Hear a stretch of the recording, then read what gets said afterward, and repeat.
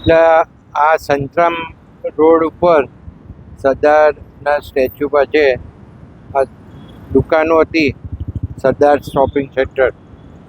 આ શોપિંગ સેન્ટરની નીચેથી નડિયાદનો મુખ્ય કાંસ, એટલે લગભગ 14 ફૂટ જેટલો પહોળો અને 8 ફૂટ જેટલો ઊંડો, એની 1961 પહેલાંનો, એટલે ભૂતકાળનું આ કાંસ છે.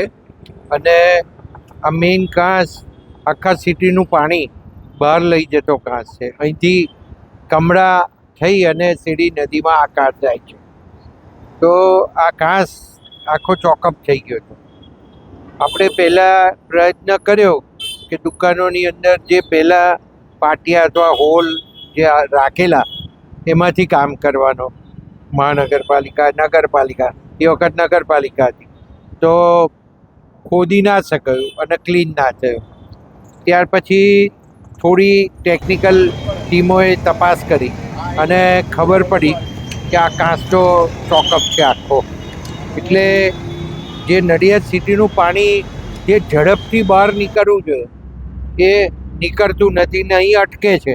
કારણ કે હમણાં અત્યારે પણ આ લોકોએ જોયું એમાં 1 થી 1.5 ફૂટ કાંસ ખુલ્લો છે, બાકી બધું ભરાયેલું છે. એટલે આ ખાસ આને સાફ કરવો જરૂરી હતો. અને આપણી રજૂઆત એ જ હતી, નડિયાદની પ્રજાની રજૂઆત એ હતી કે આ કાંસ જો ચોકઅપ હોય તો એને ખુલ્લો કરવો જ જોઈએ. કારણ કે સિટીનું આખું પાણી જતું હોય અને એમાં જે મુખ્ય વિસ્તારો છે, સંતરામ રોડ છે, જે વિઠ્ઠલ કન્યા વિદ્યાલય રોડ છે, જે કિડની હોસ્પિટલવાળો, રાહુલ હોસ્પિટલવાળો રોડ છે, આ બાજુ આઈસ ફેક્ટરીવાળો રોડ છે, તો આ બધા રોડ ઉપર હોસ્પિટલો આવી. એમાં સંતરામ નેત્ર ચિકિત્સાલય છે, જે આંખના ઓપરેશનો અને આંખના રોગો માટે પ્રખ્યાત છે. આખા ગુજરાતમાં નહીં પણ ઇન્ડિયામાંથી દર્દીઓ આવે અને 1 લાખ કરતાં વધારે પેશન્ટો વર્ષની અંદર આમાં ચેક થાય. એવું બધા જ રોડ ઉપર હોસ્પિટલો છે. એમાં ચિલ્ડ્રન્સ હોસ્પિટલે આવે છે. તો આ બધા સિટી સ્કેન સેન્ટર આવે છે, MRI સેન્ટર આવે છે. તો એ 3-4 ફૂટ પાણી રહે અને 8-8 કલાક થાય ઉતરતા. એના કારણે પ્રજાને મુશ્કેલી પડે, દર્દીઓને મુશ્કેલી પડે.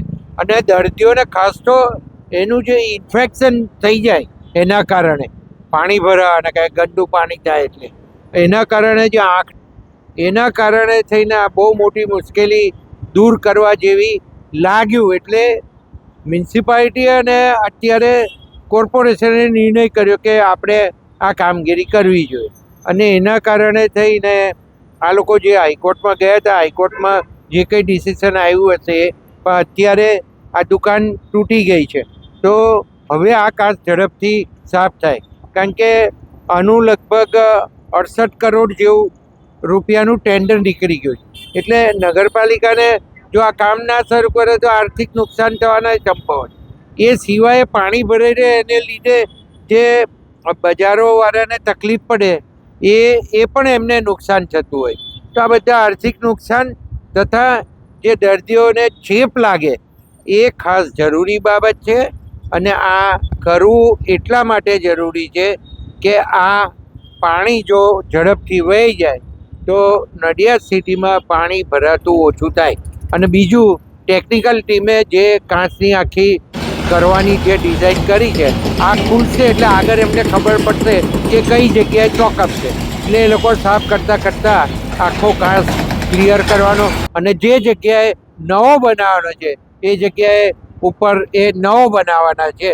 તો આ નહીં, એટલે આ તો અત્યારે જે કાંસ ઉપર જે દુકાનો હતી અને જર્જરિત હતી અને 1961 પહેલાંની છે. એટલે એ તો જે એના રિપોર્ટ હશે, જે સરકારી રિપોર્ટ જે આવ્યા હશે એના આધારે આ ડિસિઝનો લીધા છે. એટલે બીજું કંઈ નવું કોઈ આયોજન કે એવું કંઈ છે નહીં. પણ કાંસ જે જગ્યાએ ચોકઅપ હશે અને એની ઉપર દુકાનો હશે તો એમાં ચોક્કસ એ લોકો વિચાર કરશે ભવિષ્યમાં.